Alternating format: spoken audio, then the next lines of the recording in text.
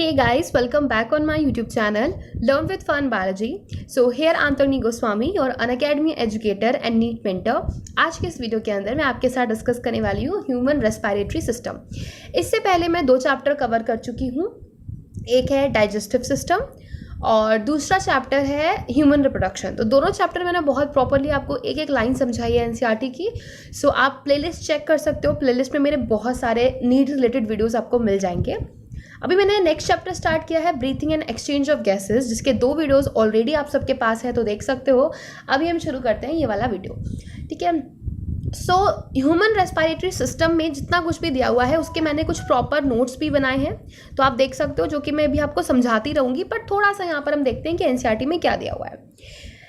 NCERT में दिया है we have a pair of external nostrils opening out above the upper lips. तो upper lip के ऊपर क्या होता है? नॉस्ट्रल्स 2 होते हैं।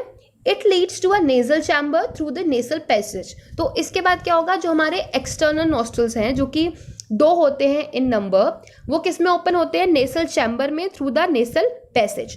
इसके बाद आता है नेसोफेरिंग्स। नेसोफेरिंग्स बेसिकली आपने फेरिंग्स सुना होगा। फेरिंग्स बच्चों 3 टाइप के होते हैं, ओरोफेरिंग्स, नेसोफेरिंग्स और लेरिंजियोफेरिंग्स। सो अभी हम बात कर रहे हैं रेस्पिरेटरी सिस्टम की, तो कौन सा फेरिंग्स आएगा? नेसोफेरिंग्स। नेसोफेरिंग्स is the common passage for food and air. नेसोफेरिंग्स के बाद लेरिंग्स आता है और लेरिंग्स के through it opens into the trachea. Larynx के पास में एपिग्लॉटिस होता है। Epiglottis is basically a cartilaginous flap, it's like अ ढक्कन, जो कि फूड की एंट्री ट्रैकिया में नहीं होने देता है और हमारी एयर की एंट्री इधर हमारा जो ऑइसोफेगस है उसमें नहीं होने देता है, ठीक है। तो बेसिकली ये एक तरीके का ढक्कन होता है। लेरिंग्स के बाद क्या आता है? ट्रैकिया।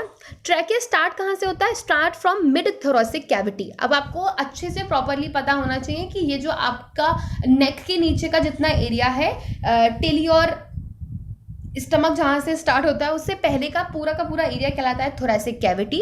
सो ट्रैकिया कहाँ से स्टार्ट होता है? मिड थोरेसिक कैविटी से। उसके बाद trachea it divide at 5th thoracic vertebra. ये आपको याद रखना है बच्चों। वर्टिब्रा आप लोगों ने पढ़े होंगे, सर्वाइकल, थोरेसिस, लंबार, ठीक है, ये सब पढ़े हैं ना। तो वहां पर जो थोरेसिक वर्टिब्रा होता है, थोरेसिक वर्टिब्रा का जो 5th होता है, ठीक है, T12 होता है। तो T12 में जो T5 होता है वहां पर ये ट्रैकिया डिवाइड कर जाता है into the right and left bronchi में। फिर ये जो राइट और लेफ्ट ब्रोंकाई है ये डिवाइड होते हैं और बनाते हैं ब्रोंक्यूल्स। ब्रोंक्यूल्स बनने के बाद ब्रोंक्यूल्स आगे जाके डिवाइड होके बनाते हैं alveoli. What is alveoli? Alveoli is the vascularised bag. Alveoli is basically a bag like structure जिसमें ब्लड सप्लाई भी रहती है। मैंने एक साथ आपको पूरा का पूरा समझा दिया, ठीक है, थ्रू माय नोट्स। उसके बाद हम बात करेंगे थोड़ी सी लंग्स के बारे में। हमारी बॉडी में कितने लंग्स होते हैं? 2 लंग्स होते हैं। The lungs are covered by the double layered pleura.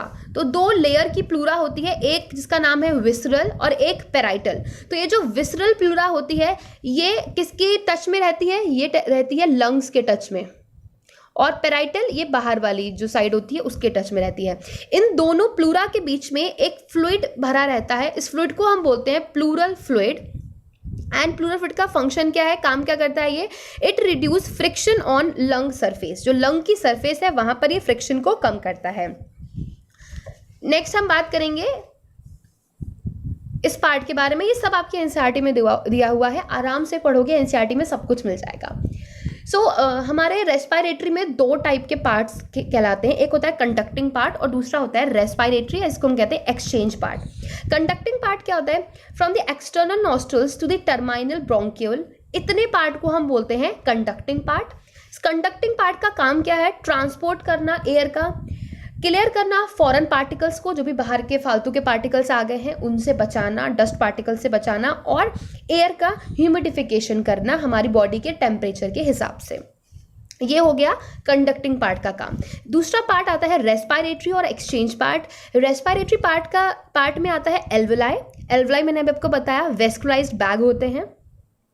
Alveoli का मेन काम है actual diffusion of the O2 and CO2। तो यहाँ पर एक्चुअल डिफ्यूजन होता है O2 और CO2 का। उसके बाद आपको एक और चीज़ पढ़ने को मिलेगी, आपकी एनसीईआरटी में ही दी हुई है। दैट इज थोरेसिक चैम्बर में क्या क्या होता है। सबसे पहली बात, हमारे थोरेसिक चैम्बर्स में लंग्स होते हैं। डॉर्सली मतलब कि पीछे की साइड से, थोरेसिक चैम्बर में पीछे की साइड क्या होता है, अपनी पीठ छू के देखोगे क्या पता चलेगा, वर्टिबल कॉलम होता है। तो डॉर्सली वर्टिबल कॉलम। वेंट्रली मतलब आगे की साइड में आप जब टच करोगे अपने, थोड़ा सा आप अगर नेक के नीचे जाके टच करोगे तो आपको हार्ड सी एक बोन फील होती है, वो होती है स्टर्नम। उसके बाद लेटरली क्या होते हैं, ribs.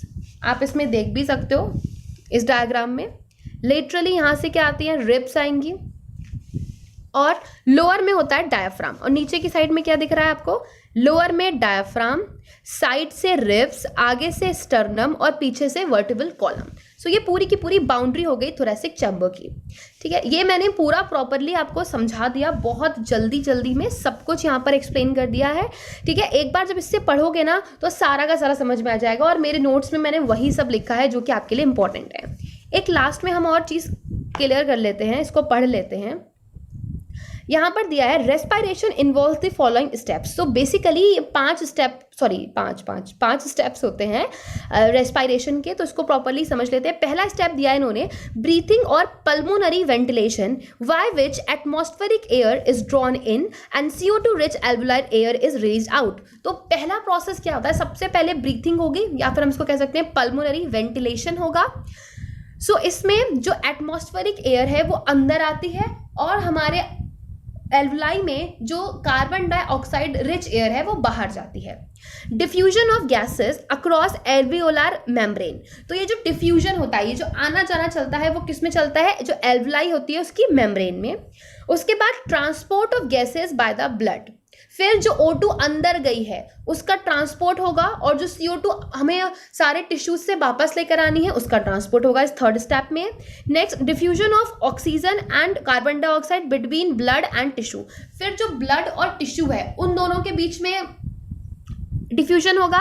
And last, utilization of oxygen by the cells for the catabolic reaction and resultant release of a CO2, जिसको हम कहेंगे सेलुलर रेस्पिरेशन। अच्छा, अभी आप लोग परेशान हो गए होंगे, एक साथ में समझा दिया तो मैं एक एक करके क्लियरली समझा देती हूँ। देखो, सबसे पहले क्या होगा, सबसे पहले हमें सांस लेनी होती है। ठीक है, पहले प्रोसेस में क्या कहा है इन्होंने, ब्रीथिंग।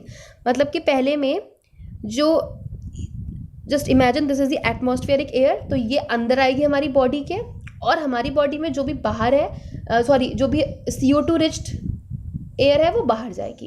इतना प्रोसेस समझ में आया। सबसे पहले जो हमारे लंग्स होते हैं उनमें एल्वुलाइज होती हैं, तो एल्वुलाइज के बीच में O2 का आना और CO2 का जाना होगा।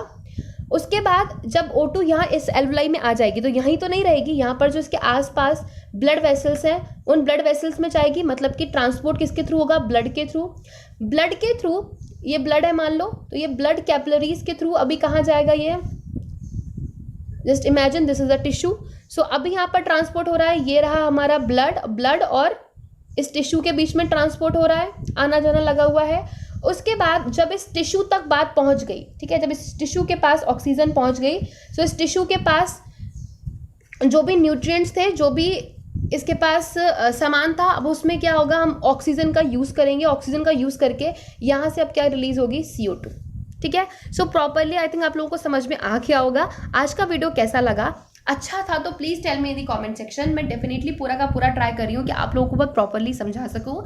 अच्छा, मेरा रोज़ क्लास रहता है अनअकैडमी पर 3 बजे, तो आप लोग फॉलो कर सकते हो मुझे वहाँ पर। लाइव आप जो भी क्वेश्चन पूछोगे सारे आंसर्स मिल जाएंगे। एंड मैं कुछ नई चीज़ स्टार्ट करने वाली हूँ फ्रॉम मंडे ऑनवर्ड्स। मैं वहाँ पर रोज़ 3 बजे आपको PBL के थ्रू पढ़ाऊंगी। What is PBL? PBL basically problem based learning.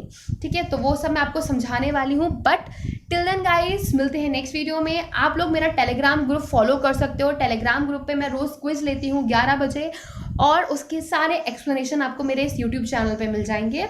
Till then, bye bye, take care.